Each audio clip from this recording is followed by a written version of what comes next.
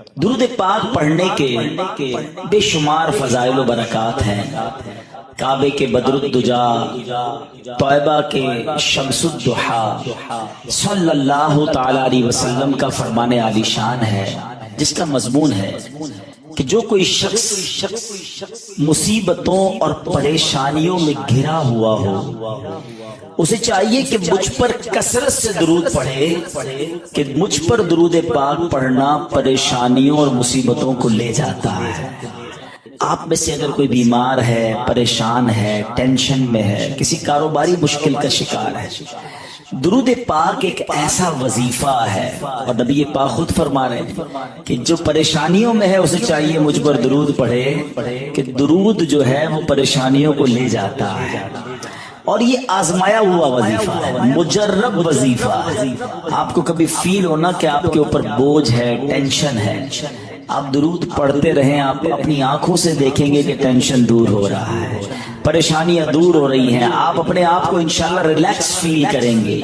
تو برائے کرم اپنی زندگی میں درود پاک پڑھنا اپنا معمول بنائیے۔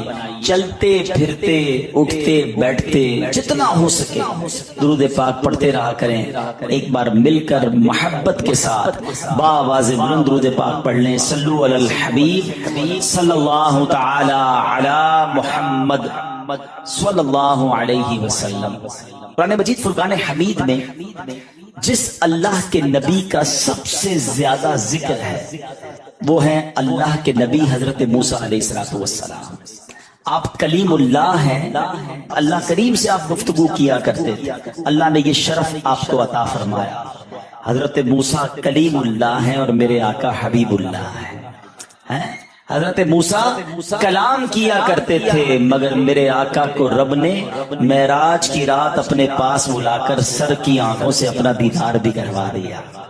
حضرت موسیٰ کی شان بہت عرفہ اور اعلیٰ ہے، کمال کی ہستی ہے، مگر نبی پاک کی جب بات کرتے ہیں تو سبحان اللہ، حضرت موسیٰ علیہ السلام جو ہیں انہوں نے التجا پیش کی تھی۔ آپ نے عرض کیا تھا اللہ کی بارگاہ میں کہ مولا میں تجھے دیکھنا چاہتا ہوں۔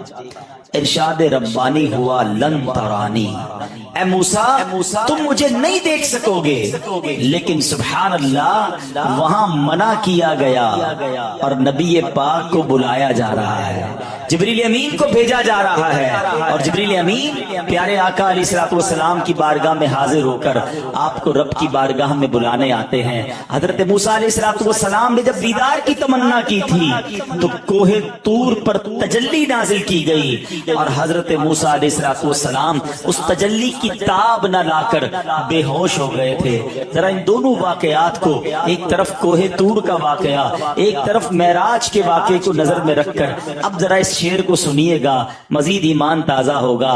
شاعر لکھتے ہیں قصہ طور و معراج سمجھے کوئی، What is the difference between طور and معراج؟ قصہ طور و معراج سمجھے کوئی بے ہوش جلووں میں گم ہے کوئی۔ ایک طرف حضرت موسیٰ بے ہوش ہو گئے اور اللہ کے حبیب علیہ السلام اللہ کے جلووں میں گم ہے۔ فرق مطلوب و طالب کا دیکھے کوئی، کس کو دیکھا یہ موسیٰ سے پوچھے کوئی، آنکھ والوں کی ہمت پہ لاکھوں سلام۔ تو سبحان اللہ، اللہ کریم مجھے اور آپ کو نبی پاک سے سچی محبت عطا فرمائے، اور حضرت موسیٰ کی شان کی کیا ہی بات ہے۔ آج ہم انشاءاللہ حضرت موسیٰ علیہ السلام کے بارے میں قرآن مجید فرقان حمید سے کچھ سمجھنے کی کوشش کریں گے، اور ایک بڑی ہی انوکھی پرسنالٹی کے بارے میں جانیں گے۔ شاید بہت سارے ناظرین پہلی بار ان کا نام سنیں گے اور ان کی سیرت کے بارے میں جانیں گے۔ وہ ہے حضرت جزعیل رحمت اللہ تعالی علیہ۔ یہ کون تھے؟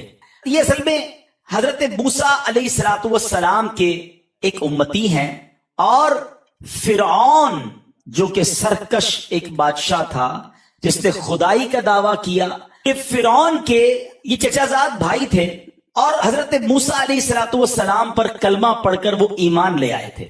لیکن فرعون چونکہ سخت ظالم تھا تو حضرت جزعیل نے اپنا ایمان جو ہے وہ چھپائے رکھا۔ حضرت عبداللہ ابن عباس رضی اللہ تعالیٰ عنہ کی روایت کے مطابق ان کا نام جزعیل تھا۔ ایک بار فرعون نے اپنے وزیروں مشیروں کا ایک اجلاس بلایا اور ان سے مشورہ کیا کہ حضرت موسیٰ علیہ السلام جن کی تبلیغ دن بدن ترقی کر رہی ہے، ان کے پیروکار بڑھ رہے ہیں، حضرت موسیٰ علیہ السلام کو کیسے روکا جائے؟ کوئی طریقہ بتاؤ کہ ان کو روکا جائے، اس کی تبلیغ کی راہ میں رکاوٹ کیسی ڈالی جائے۔ اس ایجنڈے کے تحت جب سب سے پہلے اجلاس ہوا، اس میں فرعون نے جو رائے دی اس کا ذکر قرآن میں موجود ہے۔ اس ظالم نے کیا کہا؟ ذرونی اقتل موسیٰ، وہ کہتا ہے مجھے چھوڑ دو کہ میں موسیٰ کو قتل کروں۔ ایسا ظالم تھا، ایسا سرکش تھا، اس کی جرت دیکھیے کہ اللہ کے نبی کو قتل کرنے کے بارے میں اس نے سازش بنانا شروع کر دی۔ ذرا سوچئے، یہ تاریخ انسان کا ایک ایسا بدنما پہلو ہے کہ بعض اوقات انسان اسی کا برا چاہتا ہے جو اس کا بھلا چاہ رہا ہوتا ہے۔ اپنے محسنین کو ہی جناب لوگ نقصان پہنچانے کی کوشش کر رہے ہوتے ہیں۔ تاریخ اٹھا کر دیکھ لیجئے، جب بھی کسی نے حق کی آواز بلند کی، لوگوں کو جنت کی طرف بلایا، نیکی کے راستے کی طرف بلانے کی کوشش کی، لوگ اسی مبلغ کے دشمن ہو گئے۔ حضرت نوح علیہ السلام کی سیرت پڑھیں، 950 سال تک آپ اللہ کی طرف بلاتے رہے، جنت کا رستہ بتاتے رہے، اللہ کا قرب حاصل کرنے کا طریقہ بتاتے رہے، ترقی کی راہیں دکھاتے رہے، مگر ان ظالموں نے ایک نہ سنی۔ 950 سال کی تبلیغ کے بعد فقط 80 لوگ آپ پر ایمان لائے۔ حضرت نوح علیہ السلام کی جو سیرت ہے نا پیارے اسلامی بھائیوں، یہ ہم سب کے لیے بہت بڑا سبق ہے۔ آفٹر 950 ایئرز 80 لوگ ایمان لائے۔ اگر آپ حضرت نوح علیہ السلام کی سیرت پڑھیں تو سیکھنے کو کیا ملتا ہے؟ کچھ لوگ کہتے ہیں نا یار بھلائی کا زمانہ نہیں ہے، میں نیکی کا کام نہیں کرتا، کوئی ساتھ دیتا ہی نہیں ہے۔ نہیں جناب، ہمارا کام نیکی کی دعوت دینا ہے، ہمارا کام اللہ کی طرف بلانا ہے۔ کوئی آئے نہ آئے اس میں ہمارا کوئی جس کو کہیں کردار نہیں، ہمیں نیکی کی دعوت پہنچانے کا ثواب مل جائے گا۔ اور شیطان تو چاہتا ہی یہی ہے۔ حضرت نوح علیہ السلام نے ہمت نہیں آ رہی، 950 سال تک اللہ کی طرف بلاتے رہے۔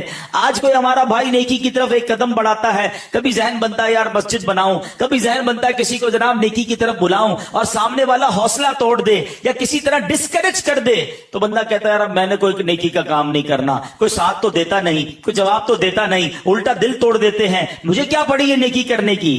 ارے جناب یہی تو شیطان چاہتا تھا کہ آپ چھوٹی سی دل آزاری ہو اور نیکی کا کام چھوڑ دیں۔ نہیں جناب، امام حسین کے واقعات سنے ہیں، کربلا والوں کی باتیں سنی ہیں۔ کیا کربلا والوں نے 22,000 کے لشکر کے سامنے نیکی کی دعوت چھوڑ دی؟ کیا انہوں نے اسلام کے کام کو چھوڑ دیا؟ کیا انہوں نے دین پر کمپرومائز کر لیا؟ سر کٹانا گوارا کیا، مگر نبی پاک کے دین کے پرچم کو بلند کر گئے۔ ہمارے اسلاف کی سیرت بھری پڑی ہے کہ ان کو ڈسکریج کیا گیا۔ خود پیارے آقا علیہ السلام کی جو مکی زندگی ہے، یعنی نبی پاک نے اعلان نبوت کیا تو اب اسلام کی بات کرتے ہی اپنے پرائے ہو گئے، رشتہ دار دشمن ہو گئے، راستوں میں پھول بچھانے والے، صادق اور امین کہنے والے اب نبی پاک کے جانی دشمن ہو چکے تھے، مگر میرے آقا نے ہمت نہ ہاری۔ لیکن آج پوری دنیا میں اسلام موجود ہے، یہ میرے آقا کی قربانیوں کا صدقہ، یہ صحابہ کرام کی ان قربانیوں کا صدقہ ہے۔ مگر آج نبی پاک کا کلمہ پڑھنے والے،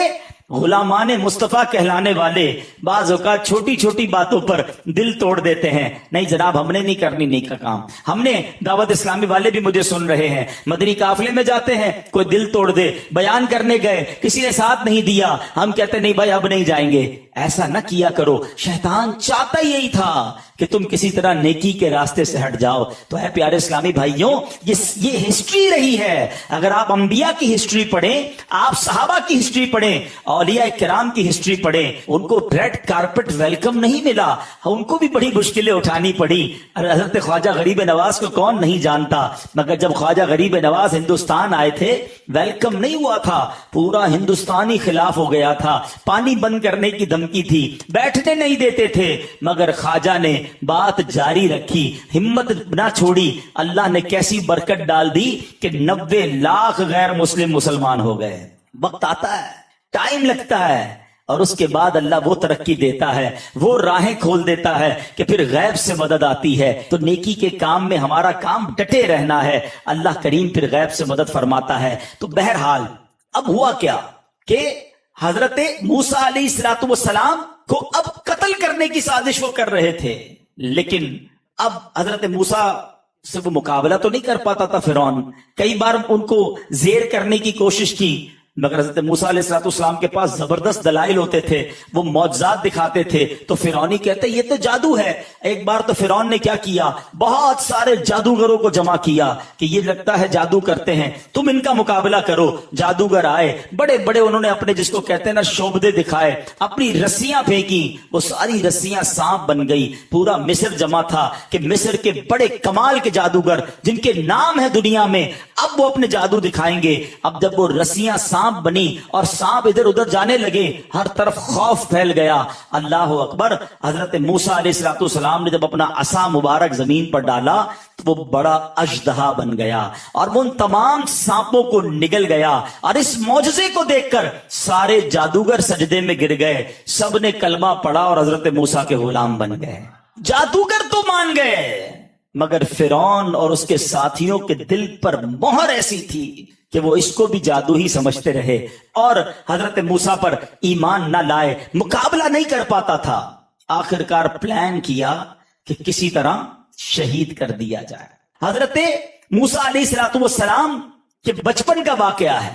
فرعون نے خواب دیکھا تھا اور وہ خواب یہ تھا کہ بیت المقدس کی طرف سے ایک آگ آئی ہے اور اس نے مصر کو گھیر لیا ہے اور سارے قبطیوں کو جلا دیا ہے۔ قبطی یہ فرعونی تھے اور بنی اسرائیل کے لوگوں کو کوئی نقصان نہیں ہوا۔ تو جو اس کے کاہن تھے انہوں نے کہا کہ ہمارا علم بتاتا ہے کہ بنی اسرائیل میں ایک بچہ پیدا ہوگا جو تیری بادشاہی کو زوال لے آئے گا، تجھے تباہ و برباد کر دے گا۔ اب جب فرعون نے یہ تعبیر سنی تو حکم جاری کر دیا کہ بنی اسرائیل میں جو لڑکا پیدا ہو اس کو قتل کر دیا جائے۔ اس ظالم نے کاہنوں کی بات کو مان کر ہزاروں بچوں کو قتل کروا دیا، یعنی جو بچہ پیدا ہوتا اسے مار دیا جاتا۔ تھوڑے دنوں کے بعد اب اس قوم کے اندر ایک وبا پھیلی اور اس قوم کے بوڑھے لوگ بھی مرنے لگے۔ اب اس کے وزیروں نے کہا ادھر سے بوڑھے مر رہے ہیں، ادھر سے تم بچے قتل کروا رہے ہو، تھوڑے عرصے بعد تو ہماری تعداد ہی ختم ہو جائے گی، ہماری آگے جا کے خدمت کون کرے گا، ہمارے کام کو آج کون چلائے گا، جوان تو بنے گے ہی نہیں۔ جب بچے ہی مار دو گے تو کیسے یہ نسل آگے چلے گی؟ تو اب اس نے کہا کہ ایسا کرو، 1 سال بچے جو پیدا ہوں ان کو مار دو، اگلے سال جو بچے پیدا ہوں ان کو چھوڑ دو۔ عجیب و غریب اس کے فیصلے تھے۔ تو 1 سال، جس سال بچوں کو نہیں قتل کرنا تھا اس سال حضرت ہارون علیہ السلام پیدا ہوئے، تو وہ بچ گئے، معاملات سے نکل گئے۔ اب جس سال بچوں کو قتل کرنا تھا اس سال حضرت موسیٰ پیدا ہوئے۔ اب وہ تو اس کے کارندے ڈھونڈتے تھے کہ کدھر بچہ ملے اسے قتل کر دیں۔ حضرت موسیٰ علیہ السلام کی جو والدہ تھی انہوں نے کیا کیا کہ حضرت موسیٰ علیہ السلام کی پیدائش کو بہت چھپایا کہ کسی طرح پتہ نہ چلے۔ اور اب سبحان اللہ، اللہ کریم نے ان کے دل میں یہ الہام ڈالا، حضرت موسیٰ کی والدہ کے دل میں، کہ تم حضرت موسیٰ کو دودھ پلاؤ۔ جب تمہیں یہ خوف ہونا، کیونکہ بچہ روتا بھی ہے کہ ہمسایوں کو پتہ چل جائے گا، تو پھر کیا کرنا کہ فرعون کو معلوم ہوتے سے پہلے بے خوف و خطر اس بچے کو مصر کے دریائے نیل میں ڈال دینا اور ڈوب جانے کا اندیشہ نہ کرنا، اس کی جدائی کا غم بھی نہ کرنا، ہم اسے تیری طرف لوٹا دیں گے اور اسے رسول بنائیں گے۔ اچھا، یہ پوری بات اللہ کریم نے قرآن میں بیان فرمائی۔ حضرت موسیٰ کی والدہ کا نام کیا تھا؟ یوحانز، اور آپ لاوی بن یعقوب کی نسل سے ہیں۔ پہلے آپ کے دل میں یہ بات ڈالی کہ بچے سے گھبرانا نہیں، اس بچے کو پانی میں ڈال دینا، یہ ڈوبے گا نہیں اور فرعون بھی نقصان نہیں پہنچائے گا، یہ بچہ واپس بھی تمہارے پاس آئے گا اور اس کو رسول بھی بنایا جائے گا۔ اب ایک ماں ہے، اس کو پتا ہے پورے شہر کے بچے قتل کیے جا رہے ہیں، میرا بچہ کیسے بچ سکتا ہے؟ لیکن اللہ کریم نے دل میں یہ بات ڈال دی، اور اس بات کو قرآن سورہ قصص میں کتنے پیارے انداز میں بیان فرماتا ہے۔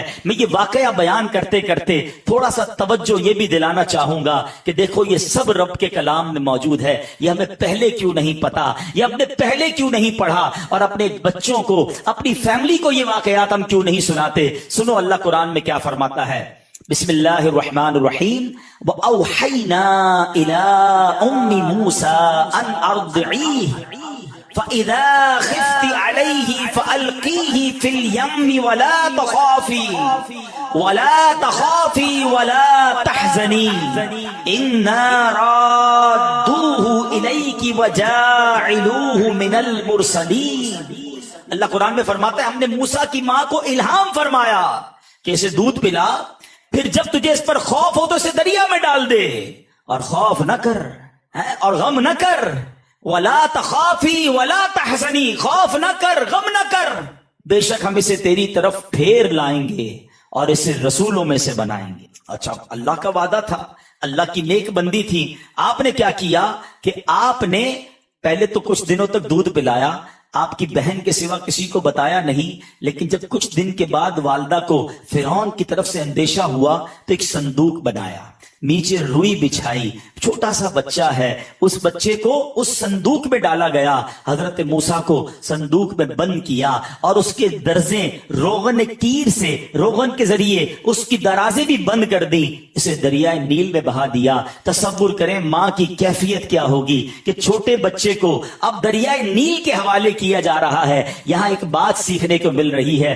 اللہ والیوں کو اللہ پر بھروسہ کیسا تھا، یقین کیسا تھا، انہیں یقین تھا کہ رب کا وعدہ ہے میرے بچے کو آنچ نہیں آنی۔ مسئلہ یہ ہے ہم اچھے خاصے گھر میں بیٹھے ہوں، ہم اپنے شاندار گھر میں، پکے گھر میں بیٹھے ہوں، ہمیں پھر بھی ٹینشن رہتی ہے کل کیا ہوگا، پرسوں کیا ہوگا، بچوں کا کیا ہوگا، کاروبار کا کیا ہوگا۔ کئی لوگ ملتے ڈپریشن کے مریض ہو گئے، بڑی ٹینشن میں ہوں۔ بھائی کیوں ٹینشن ہے؟ سوچیں بڑی آتی ہیں، پتہ نہیں میرے بعد بچوں کا کیا ہوگا، اگلے سال کاروبار کا کیا ہوگا۔ اتنا سوچتے کیوں ہو؟ رب پر بھروسہ کدھر گیا، توکل کدھر گیا؟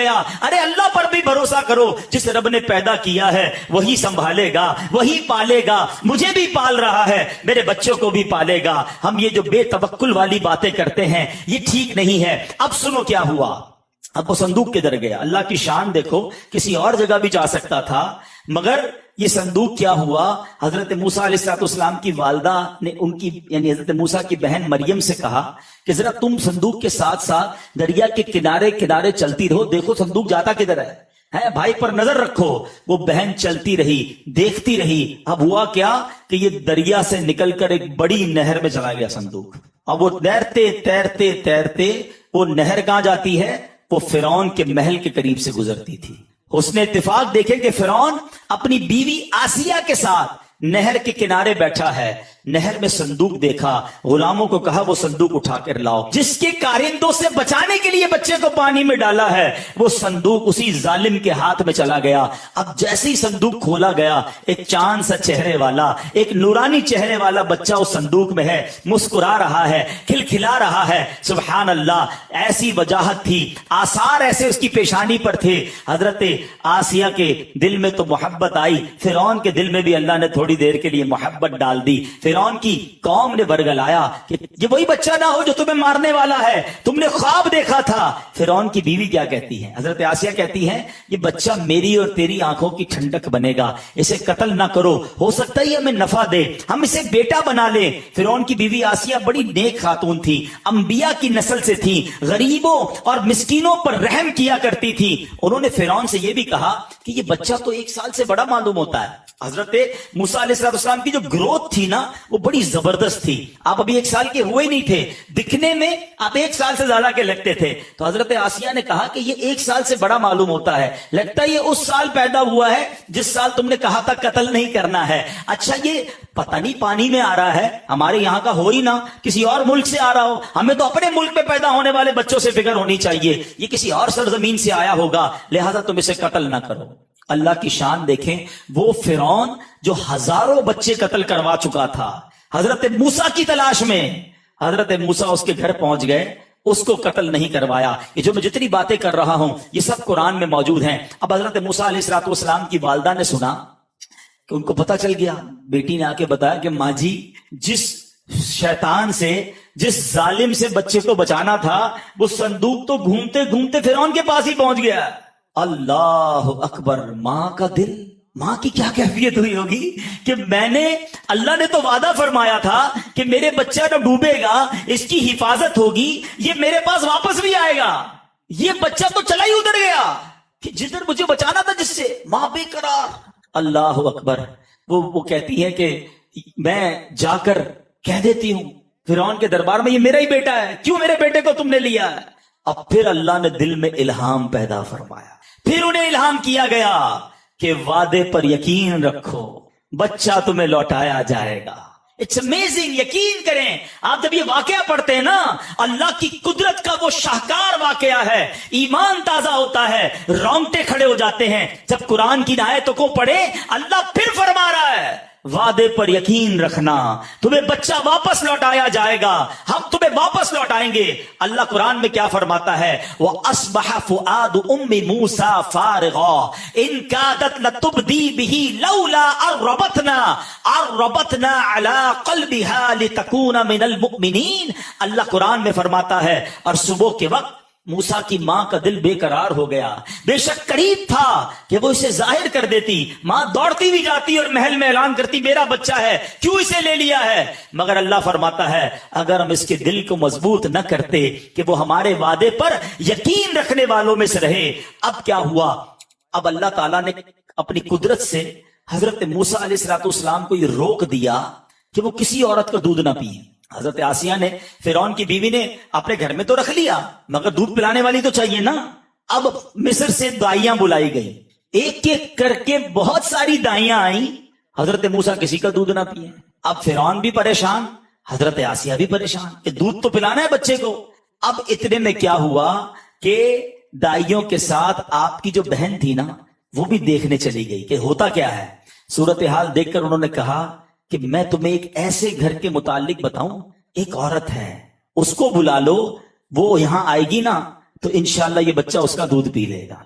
मां थी वो। अब इन्होंने बताया नहीं कि वो मेरी मां है और हजरत मूसा की भी मां है। तो फिर उन्होंने कहा, ठीक है, लाओ, कौन है वो औरत। जैसे ही आपकी वालदा आई, अल्लाह अकबर, हजरत मूसा जो है वो फिरौन की गोद में है और रो रहे हैं। फिरौन बड़ी कोशिश कर रहा है किसी तरह खामोश हो जाएं, लेकिन जब वालदा तशरीफ लाई, मां की खुशबू सूंघी, हजरत मूसा को करार आ गया। अभी तो कमरे में दाखिल हुई हैं और हजरत मूसा गोद में जो है वो खामोश हो गए हैं, रिलैक्स हो गए हैं। अब जैसे ही मां ने गोद में लिया, अल्लाह अकबर, हजरत मूसा ने दूध पीना शुरू कर दिया। अब एक बड़ा टर्निंग पॉइंट आया। फिरौन कहता है, बताओ तुम हो कौन, तुम्हारा इस बच्चे से ताल्लुक क्या है। था तो बड़ा ज़हीन है, खुदाई का दावा किया था, जालिम भी बड़ा था।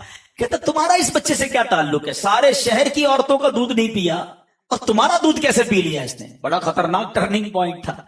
अब आपकी वालदा की जहानत देखें, कैसा शानदार। तफसीर कुरान में वाकया लिखा है। जवाब क्या दिया आपकी वालदा ने।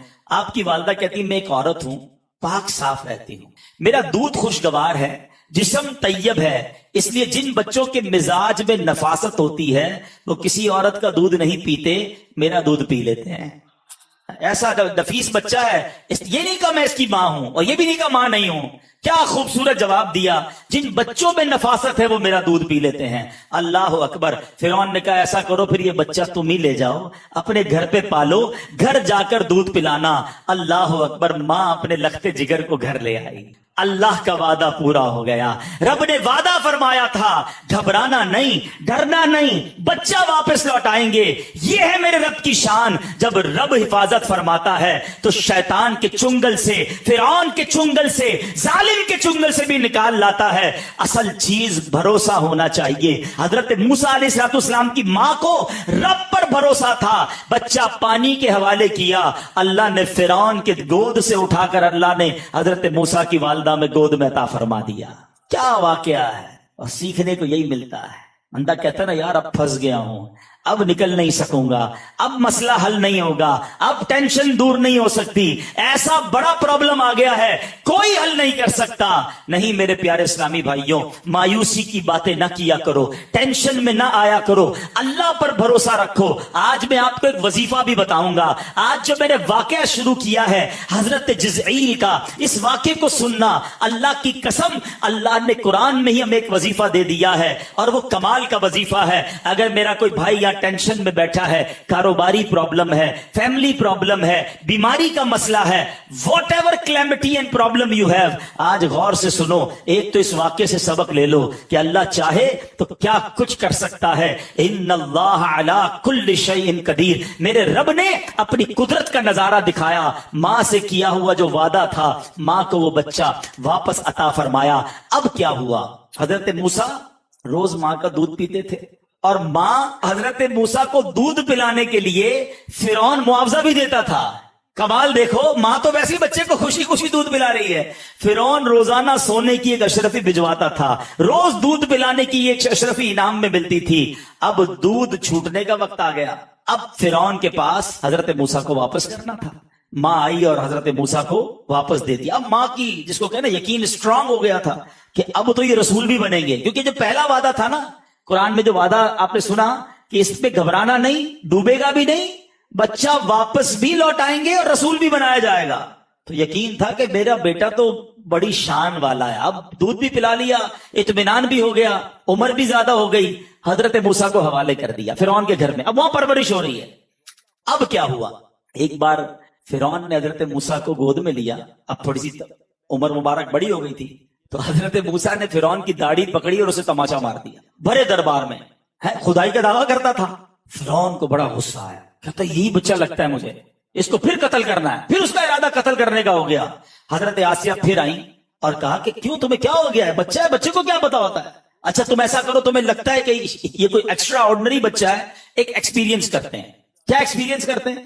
اب ایکسپیرینس یہ ہوا کہ ایک تھال لایا گیا، اس میں ایک آگ کا انگارہ رکھا گیا اور ایک طرف یاقوت موتی رکھا گیا.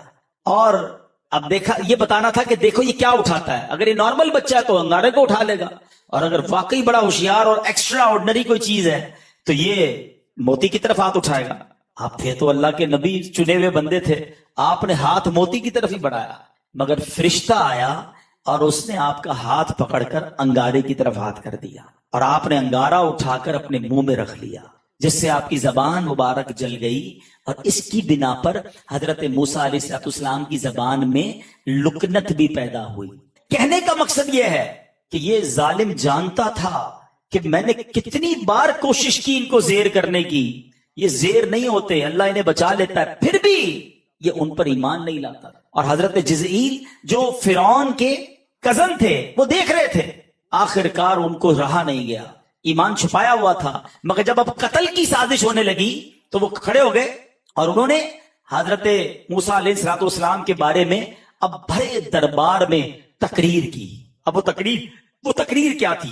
حضرت موسیٰ کی حمایت میں فرعون کا کزن، ان کو پتا تھا کہ اب مجھے چھوڑیں گے نہیں، مگر ان کو بھی یقین تھا، حق بات کرنی تھی. انہوں نے کہا کہ فرعون کو اور اس کے درباریوں کو اللہ کے عذاب سے ڈرایا. حضرت نوح کی، حضرت ہود کی، حضرت صالح علیہ السلام کی قوم کے حالات کے بارے میں بتایا. انہیں حضرت یوسف علیہ السلام کا دور نبوت یاد دلایا. انہوں نے کہا دیکھو یہی مصر ہے جہاں حضرت یوسف کا دور حکومت بھی رہا. یہ وہی بات کر رہے ہیں جو حضرت یوسف کیا کرتے تھے. حضرت موسیٰ اللہ کے نبی ہیں. اے فرعون اور فرعون کی قوم، تم سارے کلمہ پڑھ لو، ایمان قبول کر لو، اللہ پاک کے عذاب سے پناہ مانگو، جنت کے رستے پر چلو. حضرت جزئیل نے لمبی تقریر کی. اللہ کریم نے پارہ 24 سورہ مومن میں اس کا ذکر فرمایا. حضرت جزئیل نے جو تقریر کی وہ ساری بات بیان فرمائی، مگر ان ظالموں کو پھر بھی عقل نہ آئی. انہوں نے جواب میں کیا کہا سنو. وہ کہتے ہیں، وہ بھی قرآن میں موجود ہے، فَسَتَذْكُرُونَ مَا أَقُولُ لَكُمْ، تو جلد ہی تم وہ یاد کرو گے جو میں تم سے کہہ رہا ہوں. یعنی وہ کہنے لگے اے فرعون کے ساتھیوں میری بات مان لو. اگر نہیں مانو گے نا تو جب اللہ کا عذاب آئے گا نا، عذاب تمہیں لپیٹ میں لے لے گا، تب تمہیں میری باتیں یاد آئیں گی. اس پر فرعون اور اس کے وزیروں اور مشیروں نے حضرت جزئیل کو دھمکی دی کہ تم نے ہمارے دین کی مخالفت کی ہے، ہم تمہارے ساتھ بھی بڑے برا پیش آئیں گے، تمہاری نہیں چھوڑیں گے. اب حضرت جزئیل نے جو جملہ کہا، اب ذرا سنیے گا. میرا جو آج بیان کا مین موضوع ہے نا، جو میں آج آپ کو ایک قرآنی وظیفہ دینا چاہتا ہوں، ٹینشن سے ریلیکسیشن کا وظیفہ دینا چاہتا ہوں. حضرت جزئیل نے جو جملہ کہا، کمال دیکھو، آپ کی زبان سے یہ جملہ ادا ہوا، حالانکہ آپ فرعون کے قوم کے تھے، مگر اللہ کریم نے اس جملے کو قرآن پاک میں شامل فرما لیا ہے. اب وہ کہا کیا انہوں نے کہا وَأُفَوِّضُ أَمْرِي إِلَى اللَّهِ إِنَّ اللَّهَ بَصِيرٌ بِالْعِبَادِ. دھمکی دی نا، نہیں چھوڑیں گے، تمہارا بیڑا غرق کر دیں گے، تمہارا نام مٹا دیں گے. جواب میں اس اللہ کے بندے نے جواب کیا دیا؟ کہتے میں اپنے کام اللہ کو سونپتا ہوں. وَأُفَوِّضُ أَمْرِي إِلَى اللَّهِ، اپنے کام اللہ کو سونپتا ہوں، بے شک اللہ بندوں کو دیکھتا ہے. حضرت جزئیل نے ایسا ہی کیا، اللہ کو اپنے کام سپرد کر دیے. اللہ کریم نے آپ کی حفاظت کیسے فرمائی کہ فرعون किसी दरबार से तो चले गए, पहाड़ पर जाकर अल्लाह की इबादत में मसरूफ हो गए। फिरौन के सिपाहियों ने, फिरौन ने कहा जाओ पकड़ो जाकर इनको छोड़ना नहीं है। सिपाही गए तो देखा शेर और चीते उनके इर्द गिर्द पहरा दिए हुए हैं। अल्लाह ने उन खूंखार जानवरों को भेज दिया जो लोगों को चीड़ फाड़ कर रख देते हैं। मगर जब ये मंजर देखा फिरौनियों ने, उनके रोंगटे खड़े हो गए और वो वापस आ गए। तो पता चला मुद्दई लाख बुरा चाहे तो क्या होता है, वही होता है जो मंजूर खुदा होता है। ऐ मेरे प्यारे इस्लामी भाइयों, खुदा की कसम इस आयत को जो है ना अब याद कर लो और इसका लुत्फ लो, इसकी फीलिंग महसूस करो। जब आप परेशान हो ना, जब आपको लगे ना कि सब खत्म हो गया है, अब मैं फंस गया हूं, बाज़ औक़ात फीलिंग आती है ऐसी कि यार ऐसी मुसीबत आ गई है कि इससे कैसे निकलूंगा, डॉक्टरों ने ही मना कर दिया है, बीमारी ऐसी हो गई है, घर में झगड़ा ऐसा हो गया कि अब तलाक तक नौबत पहुंच गई है, अरे जनाब कर्जा इतना बड़ा चढ़ गया कि निकलूंगा कैसे, मामला दुश्मन इतने हो गए कि बचूंगा कैसे। अरे कुछ भी है पहले अल्लाह को सौंप कर तो देखो ना। वह उफ़व्विदु अम्री इलल्लाह, कभी आंखें बंद करके ये आयत पढ़ा करो और सोचो अब क्या क्या है, उसका तर्जुमा क्या है। मैं अपने काम अपने अल्लाह को सौंपता हूं, अपनी सारी चीजें अपने रब को सौंपता हूं। रब क्या फरमाता है, इन्नल्लाह बसीरुम बिल इबाद, बेशक अल्लाह बंदों को देखता है। वो देख रहा है मेरे साथ जो हो रहा है ना, वो देख रहा है, वो करीम है, वो मेरी माँ से ज्यादा मुझे चाहने वाला है। हमारा प्रॉब्लम यही है, हमें सब पर भरोसा है, हमें रब पर भरोसा ना रहा। हम समझते फला मिनिस्टर से ताल्लुक होगा ना तो काम हो जाएगा, फला के पास जाऊंगा तो मसला हल हो जाएगा, कोई सीट होगी ना मेरे पास तो मेरे मसले हल हो जाएंगे, किसी इलाके का चौधरी बन जाऊंगा, किसी अंजुमन का सदर बन जाऊंगा, या इतना बैंक बैलेंस होगा ना तो फिर बच्चे भी सुखी रहेंगे, इतने पैसे बना लूं इसके बाद सब सेट हो जाएगा। हम दुनिया के पीछे भाग रहे हैं, हमें लगता है जब तक ये मामलात होंगे, जब सारे काम हल हो जाएंगे। ये हमारी भूल है। याद रखो, अगर पैसे से खुशी खरीदी जाती होती ना तो कोई अमीर हो परेशान ना होता, कोई मालदार टेंशन में ना होता। अरे ये पैसा खुशी नहीं देता, रब चाहे तो खुशी मिलती है, रब चाहे तो सुकून मिलता है, अल्लाह चाहे तो सेहत मिलती है। लोग कहते यार पैसा हो बड़ी बड़ी बीमारी का इलाज हो जाता है। नहीं जनाब, आपकी भूल है। आप दुनिया का बेस्ट हॉस्पिटल ले लें, दुनिया का बेस्ट डॉक्टर ले लें, करोड़ों रुपए खर्च कर ले, लेकिन अगर आपके नसीब में शिफा नहीं तो शिफा नहीं मिलेगी। ये बात बड़ी अच्छी तरीके से हमें कोरोना वायरस ने सिखा दी। लाखों करोड़ों लोग दुनिया से कोरोना वायरस में जिस तरह मुब्तला हुए और हमने अपने सामने जनाजे उठते देखे, अरबों लोग थे। मुझे कॉल्स आई, अरे भाई हॉस्पिटल बता दो, पैसे जितने खर्च होंगे हम कर लेंगे, हमारे वालिद को बचा लो। लेकिन जब वक्त आ गया तो कोई किसी को ना बचा सका। हमें पता चलता है शिफा अल्लाह के हाथ में है, पैसों से शिफा नहीं मिलती। और खुदा की कसम, मेरा रब चाहे ना गरीब आदमी हो, बीमार हो जाए, डॉक्टर मना कर दें, अल्लाह चाहे तो सुबह उठे तो बगैर बीमारी के खड़ा हो जाता है। शिफा देने वाली जात रब की जात है। आपको लग रहा है बहुत बड़ा मसला है, बहुत बड़ी टेंशन है, बहुत बड़ा मसला है। सच्ची बात, ये तुम्हारे लिए पहाड़ है, मेरे रब के लिए कुछ नहीं है, मेरे मालिक के लिए कुछ नहीं है। उसने कुन कहना है, फयकून हो जाना है। अरे मुझे और आपको लगता है मैं नहीं निकल सकता, मेरे रब ने इशारा फरमाना है, रब ने रहमत की निगाह फरमानी है और मसले हल हो जाने हैं। पुकारो तो सही उसे दिल से, अर्ज तो करो उसकी बारगाह में। व उफ़व्विदु अम्री इलल्लाह, अल्लाह मैं अपने सारे काम तुझे सौंपता हूं।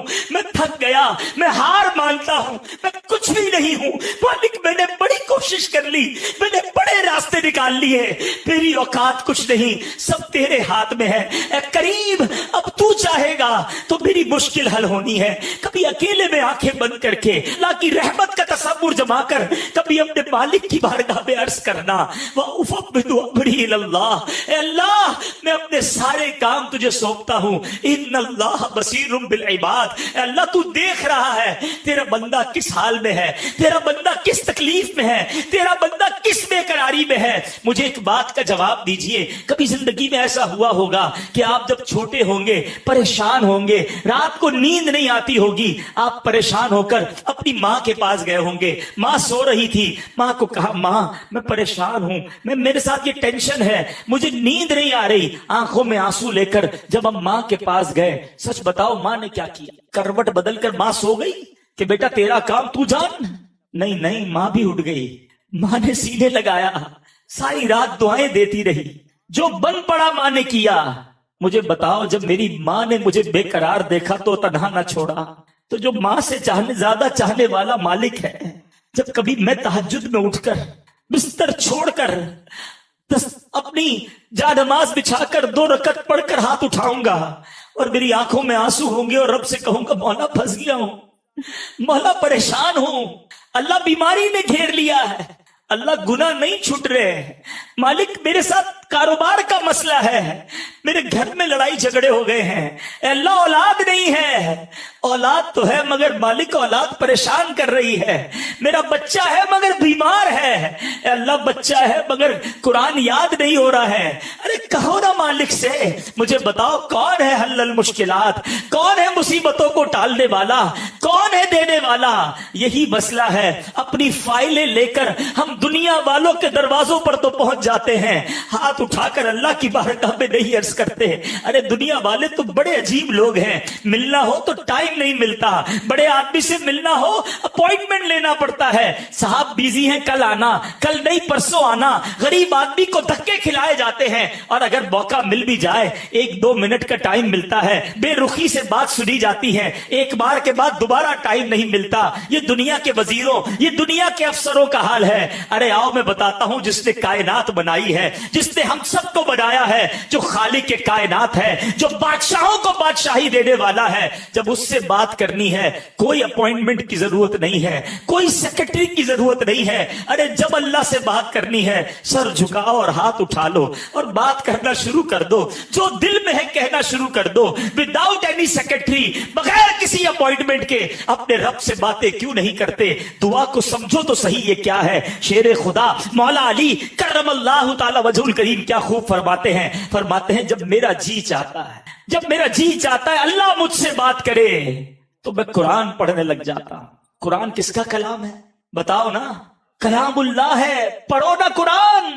اللہ تم سے خطاب فرما رہا ہے، اللہ تم سے کلام کرتا ہے. کہتے جب میرا جی چاہتا ہے اللہ مجھ سے بات کرے میں قرآن پڑھنے لگ جاتا ہوں، اور جب میرا جی چاہتا ہے میں اللہ سے بات کروں میں دعا کرنے لگ جاتا ہوں. کیوں نہیں کرتے اللہ کی بارگاہ میں باتیں؟ ہے ادھر نماز پڑھنے کا ٹائم نہیں ہے، نماز پڑھ لی تو دعا کرنے کا ٹائم نہیں ہے. ارے کب ایسا ہوا کہ میں ہوں اور اللہ کی ذات ہو، اکیلے میں رب سے باتیں کر رہا ہوں، دل کھول کے اللہ کو اپنے غم سنا رہا ہوں، اپنی مصیبتیں بتا رہا ہوں. کبھی ایسا کر کے دیکھنا. اور جب ایسی کیفیت بن جائے نا تو یہ آیت پڑھنا، اے اللہ تو نے اس فرعون کی قوم کے بندے پر بھی رحم کیا تھا، سب پر عذاب نازل ہوا تھا، حضرت جزئیل کو اس عذاب سے تو نے بچایا تھا، فرعونیوں کی اس لشکر سے بھی تو نے ان کی حفاظت کی تھی جنہوں نے یہ کہا تھا وَأُفَوِّضُ أَمْرِي إِلَى اللَّهِ، میں اپنے کام اللہ کے سپرد کرتا ہوں، سارے کام اللہ کو سونپتا ہوں. اِنَّ اللَّهَ بَصِيرٌ بِالْعِبَادِ. پھر دیکھو آپ کے دل کو ڈھارس مل جائے گی، آپ کو قرار آ جائے گا. وہ بندہ نہیں کہتا میں وزیر اعظم کو فائل دے آیا ہوں، ہاں بڑے منسٹر صاحب کو فائل ریسیو کروا کے آ گیا ہوں. ارے جب تم یہ پڑھو گے نا دل کو یہ امید بن جائے گی اللہ کی بارگاہ میں فائل جمع کرا دی ہے، اپنے کام سونپ دیے میں نے، قبول حاکمین کے دربار میں عرضی پیش کر دی ہے، اور وہی سنوارنے والا ہے، وہی معاملات سدھارنے والا ہے. اب آخری بات، کبھی کبھی ایسا ہوتا ہے کہ بندہ دعائیں کرتا ہے، مسئلہ حل ہے، وہ چیز ملتی نہیں ہے. اب جب یہ نہیں ملتی نا تو اب انسان کی کیفیت بدلتی. شیطان ہے نا کہ تیری دعا تو سنی نہیں جاتی، اتنی دعائیں کی، مزار پہ جا کے بھی دعا کی، مکے جا کے بھی دعا کی، مدینے جا کے بھی دعا کی، فلاں بزرگ سے بھی دعا کرائی، مسئلہ تو حل نہیں ہوا. نہ بیٹا ملا، نہ اولاد ملی، نہ کاروبار ٹھیک ہوا، نہ وہ پریشانی دور ہوئی. وہ مولانا صاحب تو کہہ رہے تھے دعا کرو مسئلہ حل ہو جائے گا. اب یہاں شیطان بندے کو اللہ سے دور کرتا ہے. اب یہ تھوڑا سا نقطہ سمجھ جاؤ گے نا تو اللہ سے پیار اور بڑھ جائے گا. آج میں چاہتا ہوں میرے سارے بھائی اپنے رب پر بھروسہ لے کے جائیں، اللہ سے محبت لے کے جائیں. سب سے زیادہ پیار اپنے مالک سے کرو، وہ ہمارا مالک ہے، ہمارا خالق ہے. میں تو بے لباس پیدا ہوا تھا، اس نے لباس دیا. بولنے نہیں آتا تھا، گونگا نہیں بنایا، اس نے زبان بھی دی. اندھا بھی نہیں بنایا، آنکھیں بھی دی. بہرا بھی نہیں بنایا، کان بھی دیے. عزت بھی دی، شہرت بھی دی، دولت بھی دی. کروڑوں سے اچھا بنایا، مگر میں اسی سے بدگمان رہوں. میں اسی کے بارے میں ڈبل مائنڈڈ رہوں, اللہ سے ہی محبت نہ کروں, پھر تف ہے میری زندگی پر. کاش مجھے سب سے زیادہ اپنے مالک سے محبت ہو جائے, اپنے مالک پر بھروسہ آ جائے. یہ شیطان تمہیں اپنے رب سے دور کرتا ہے. اب جب کبھی ایسا خیال آئے نا, یار میں تو نماز بھی پڑھتا ہوں, میں تو دعائیں بھی کرتا ہوں, مسئلہ حل کیوں نہیں ہوتا؟ اب سنو, میں آپ کو ایک دنیاوی اگزامپل کے ذریعے سمجھاتا ہوں. ایک والد ہو, آپ بھی والد ہوں گے, بڑے بھائی بھی ہیں بیٹھے ہوں, اور جب آپ کا چھوٹا بیٹا یا بھائی آپ کے سامنے بیمار ہو جائے, بخار ہو اس کو, گلا خراب ہو اس کا, اور وہ رونے لگے کہ مجھے آئس کریم کھانی ہے, مجھے جوس پینا ہے, ٹھنڈا جوس پینا ہے, کیا کریں گے؟ کھلائیں گے آئس کریم اس کو؟ ذرا جواب دیجئے. جوس پلائیں گے؟ وہ رو رہا ہے آپ کے سامنے, بہت رو رہا ہے. اچھا, اب بالکل آپ کے برابر میں آپ کا ایک دوست بیٹھا ہے, وہ کہے یار کیسے ظالم باپ ہو یار, بچہ رو رہا ہے کیوں نہیں دے رہا آئس کریم اس کو, رو رہا ہے دے دو اس کو, شربت پلا دو. آپ کیا جواب دیں گے؟ میں باپ ہوں, مجھے پتا ہے کب اس کو کیا دینا ہے, ابھی دوں گا نا تو بیمار ہو جائے گا, گلا اور خراب ہو جائے گا, اس کو اور پرابلم, رونے دو اس کو, اس کا رونا ٹھیک ہے, اگر اس کو کھلا دیا تو یہ اور بیمار ہوگا. اب ذرا دل پر ہاتھ رکھ کے میرا جملہ سننا, تم باپ ہو اور تمہیں پتا ہے بچے کو کب کیا دینا ہے. میرے مالک کو نہیں پتا مجھے کب کیا دینا ہے. میں رو رہا ہوں وہ نہیں دے رہا, میں پکار رہا ہوں وہ نہیں دے رہا, تو کرو نا بھروسہ کہ میرے لیے یہی بہتر ہے, اس لیے تو نہیں دے رہا. کسی کے لیے مال بہتر ہے, کسی کے لیے غربت بہتر ہے, کسی کے لیے اولاد بہتر ہے, کسی کے لیے اولاد نہ ہونا بہتر ہے. کیا پتا تمہارے مقدر میں معذور اولاد لکھی ہو, ساری زندگی روتے رہتے. کیا پتا تمہارے مقدر میں ایسی اولاد لکھی ہو جو مار کے تمہیں گھر سے نکال دیتی. اللہ نے اولاد نہیں دی, یہی تمہارے لیے بہتر ہے. تم پیسے کے لیے رو رہے ہو, کیا پتا پیسہ آتا ایمان چلا جاتا. اللہ نے مال نہیں دیا, یہی بہتر ہے. جب تم والد ہو کر بہتر فیصلہ کرتے ہو, ماں ہو کر ماں بچوں کے لیے بہتر فیصلہ کرتی ہے, تو میرا خالق میرے بارے میں جو فیصلہ فرماتا ہے وہی بہتر ہے. بھروسہ کرنا شروع کر دو. ہیں, ایک بار میں جب بھی اس طرح کا بیان کرتا ہوں مجھے ایک واقعہ یاد آ جاتا ہے, آخری واقعہ سنا دیتا ہوں. میں ایک بار افریقہ گیا, تنزانیہ, تو مجھے بعض اوقات عام لوگوں سے بھی بڑی باتیں سیکھنے کو مل جاتی ہیں. بزنس مین نے ایک بات سکھا دی, مجھے بیٹھ گئی دل میں, نا دماغ میں بیٹھ گئی. انہوں نے ایک بہت بڑا سٹی بنایا نا, ہاؤسنگ اسکیم, جس طرح آپ کی یہاں بھی سوسائٹیاں بنتی. مجھے کہا عبدالحبیب بھائی ہمارے ملک آئے, میں آپ کو لے جاتا ہوں, آپ ذرا دعا کروا دیں. میں کہا چلے, ان کی دل جوئی ہو جائے گی. وہ مجھے گاڑی میں بٹھا کے لے گئے. ان کی سوسائٹی جانے کے لیے ایک پل کراس کرنا تھا, اس پل پہ کچھ کام ہو رہا تھا. وہ پل کراس کیے بغیر ہم اس سوسائٹی میں جا نہیں سکتے تھے, کام ہو رہا تھا. انہوں نے بڑی کوشش کی, بڑا سورسفل آدمی تھا, بڑے اس نے فون وون بھی کیے کہ یار راستہ کھل جائے, راستہ نہیں کھلا. اگلے دن میری فلائٹ تھی تو واپس آئے, نہیں جا سکے. تو میں تھوڑا سا ان کو سمپیتھی کر رہا تھا. میں نے ان کی دل جوئی کے لیے کہا کہ یار کوئی بات نہیں, انشاءاللہ پھر کبھی زندگی ہوئی میں آؤں گا تو چلوں گا, آپ دل چھوٹا نہ کریں. کہتا حبیب بھائی میری ایک عادت ہے, میرا کوئی کام ہو جائے نا, میں ایک بار اللہ کا شکر ادا کرتا ہوں, اور جب کام نہ ہو تو میں 2 بار اللہ کا شکر ادا کرتا ہوں. میں تو چونک گیا, میں نے کہا یار یہ کیا کہا, ذرا دوبارہ کہیے. اس نے دوبارہ ریپیٹ کی بات. میں نے کہا اس کا کیا مطلب ہے؟ کہتے ہیں کام ہو گیا تو اللہ نے کیا, نہیں ہوا تو بھی اللہ نے کیا نا, وہی بہتر تھا میرے لیے. میں نے کہا یار کیا توکل ہے آپ کا, مجھے اتنا مزہ آئی یہ بات. اب مجھے ایک بات بتاؤ, اگر یہ بلیف بن جائے, یہ یقین آپ کو اور مجھے مل جائے کہ میرا کام ہو گیا تب بھی اللہ کا شکر, اور نہیں ہوا جب بھی اللہ کا شکر, تو ٹینشن کہاں سے آئے گی پھر؟ ہمارا تو پرابلم ہی یہی ہے, یار اتنا اچھا سودا آیا تھا نکل گیا, یار بڑا افسوس ہے, یار آئٹم نکل گئی, کپڑا بڑا سستا مل رہا تھا, کاش پہلے لے لیتا, ڈالر تھوڑے دنوں پہلے لے لیتا, ڈالر بڑھ گیا, یار گھر کے پاس پلاٹ مل رہا تھا, بس تھوڑے پیسوں کی وجہ سے سودا نکل گیا, آج ڈبل قیمت ہو گئی. یہی سوچ سوچ کے ٹینشن ہے. اور اگر یقین یہ ہو کہ وہی بہتر تھا, نہیں ہوا یہی میرے لیے اچھا تھا, یہ سودا نہ ہونا ہی اچھا تھا, یہ پلاٹ نہ ملنا ہی اچھا تھا, ادھر رشتہ نہ ہونا ہی اچھا تھا, ہم کیوں